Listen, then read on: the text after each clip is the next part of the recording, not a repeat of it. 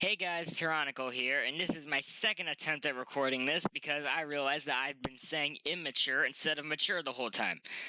So, that's a thing. But yeah, today we're going to be doing a review of one of my favorite, not just Bionicle series, not just series on YouTube, just one of my favorite just pieces of media ever. Bionicle Insurrection by Sartix Films, and I love this series. Oh my gosh. And I probably sound really immature here. Just pretend like I never did that. But yeah, I really love this series, and I've watched the whole series once, obviously, for this review a while back. Then I rewatched it with Gladiator because I wanted him to see it.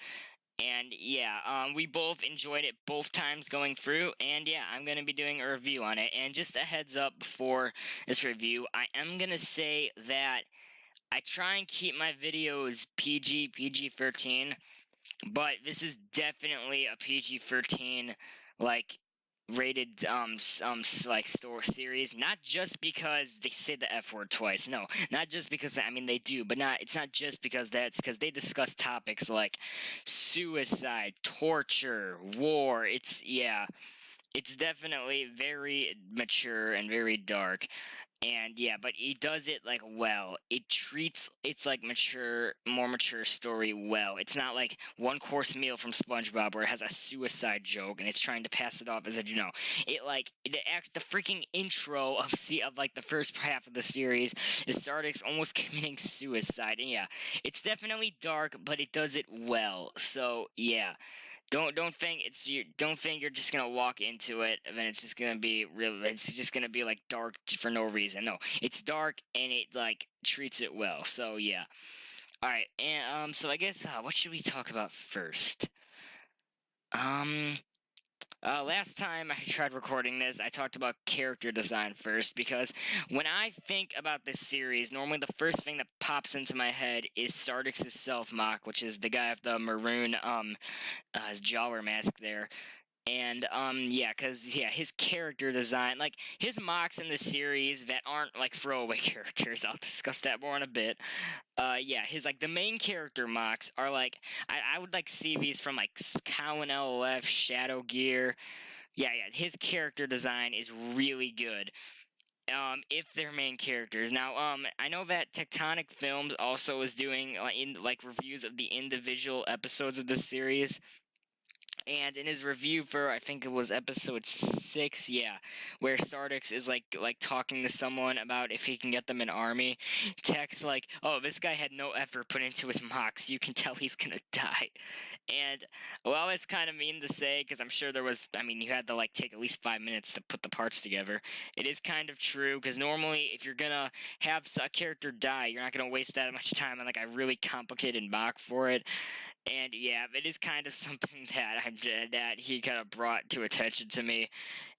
So yeah, if it was a main character, its mock was really good. Another thing, like really side note that I noticed like mock wise for his series, he used friction adders and like a lot of like weird like places I wouldn't expect. So yeah, that kind of sounded wrong. You know, I'm just gonna pretend like I never said that. So yeah, character design is really good. You get a thumbs up for me for that. Set design, on the other hand. Now, I don't remember if I said this in a video or just in like a comment of another video, but I said that if you're doing a standalone stop motion, like Canister Wasteland, for example, or like Waste Disposal, then I would really like it if there's like really complicated they're not complicated. If there's really good set design in those, because they're normally really short. I mean, like, you might as well be looking at like it might as well like look pretty pleasing. It might as well look good because it's so short. Now, but if it's a full series like this, I'm fine if you just take camera, plop it down somewhere, put the Bionicle guys on it, and I'm probably going to sound like a huge hypocrite for criticizing animation when the animation in my video sucks. But, yeah, and so I'm fine with the set designs here, which is just recording like outside and stuff like you can see here. But the thing that I probably liked the least about this series is like here you can see there's like the car and like the American flag in the background, Like things like that. I feel like if you move the camera over a little bit, I know that this clip this image, by the way, is from the intro, and I know that probably would have been hard to do, but if you just move them over a little bit, they wouldn't have been in the shot. And and I know that there is some shots where there's like houses in the background and stuff, and this like doesn't personally bother me. Like I can watch this, but I know that it will annoy some people, and it can be a little bit distracting at times. So yeah, that was probably a weak point. But it's not like series breaking bad. It was just kind of distracting at times. So yeah, there's character and set design. Now let's talk about the story. Now, again, the story is very mature. Yeah, it's very mature. And basically, it's like here. If you're gonna watch this series, actually, I would watch if you don't already know. Basically, the three people on your screen here, then I would recommend watching the first like 20 minutes of Sartix's first movie to if you don't know these characters. But even if you do know these characters, then you kind of, in order to understand the series, you need to watch his self-mock adventures episode 6, Something to Fear. I know there's a lot you need to watch for this, because yeah, that I don't think you could understand what I just, forget it. Yeah, because that basically is like a prequel kind of to the whole series, self-mock adventures episode 6. And basically what happens there is Sartix and a bunch of other biotubers like Tech. I know that I mean that's not like that's how I'm like describing it, but it's not like they don't like call themselves biotube. You know what I mean? Yeah. So like Sartix, Tech, Aquedox, Biohero. Actually, yeah.